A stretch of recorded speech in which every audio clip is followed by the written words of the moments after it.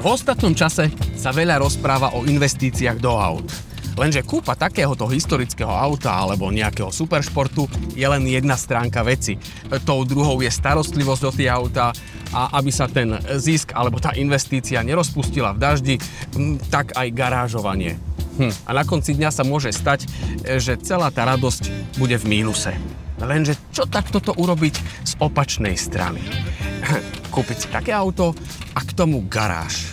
No a ak sa podarí k tomu všetkému zohnať aj tú správnu komunitu ľudí, no tak tomu hovorím výhra. A práve prenájom garáže môže poriadne zdecimovať tú investíciu. Všimli ste si takúto zrúcaninu, keď vstupujete do Bratislavy smerom od Žiliny?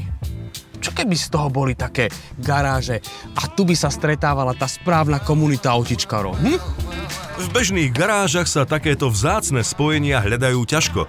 Keď sa však do nich pustia fanúšikovia motorizmu a tvoria pre motoristov, obyčajné garáže zrazu dostanú príjemnú príchuť. Ja už som v týchto priestoroch na jednom zraze bol a musím povedať, že im auta pasujú. Asi rozmýšľam správne, že motoristi robia niečo pre motoristov. Je tak? Áno, je to presne tak. V podstate v týchto starých priestoroch vzniká projekt od motoristov pre motoristov a vlastne vzniká miesto, ktoré rieši v podstate hneď dve také základné potreby. A jedna tá potreba je parkovanie tých svojich motohračiek a druhá potreba je mať miesto, kde sa stretáva komunita ľudí s rovnakou vášňou, s rovnakou záľubou. A to je práve toto miesto, ktoré tu vzniká. Ten tvar tých objektov, ktorý tu je, a teda aj s tým vizuálom bude zachovaný. Haly sú 3, z toho v 2 halách vznikne spolu 64 garáží, s tým, že budú 2 typy garáží. Menšia má 68 m2, väčšia 102 m2.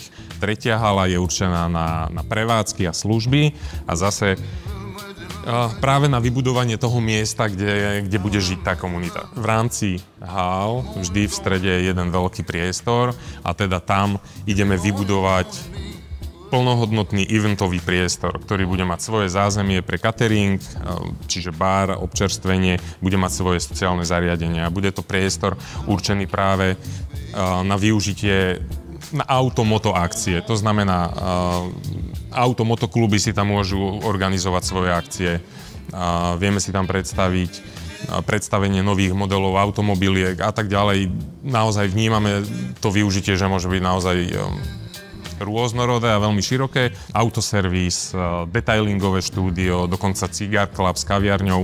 Takže naozaj nebude to len o tom, že sem človek príde, zaparkuje si tu tie svoje hračky, ale bude tu vedieť stráviť aj voľný čas, aj sa stretnúť s tými svojimi známymi, s ľuďmi, ktorí zdieľajú rovnakú vášeň. Ako sme ďaleko od Bratislavy? Od centra Bratislavy približne 15 minút. Tento projekt bude mať aj veľmi kvalitné zabezpečenie, keďže teda sme si vedomí toho, že motoristi chcú mať tie svoje hračky v prvom rade bezpečne uschované, takže projekt bude súčasťou väčšieho areálu, to znamená dvojité zabezpečenie, čo sa týka oplotenia, kontrolovaného vstupu. Celý náš projekt exteriér bude napojený na kamerový systém, ktorý bude napojený na pult ochrany bezpečnostnej služby 24/7 a potom už v jednotlivých garážach zase alarm, kamerový systém. Projekt už naberá jasné kontúry a škaredé ruiny, ktoré hyzdili vstup do Bratislavy opeknejú. Milovníci aut a turisti sa určite dočkajú krajšieho vizuálneho zážitku.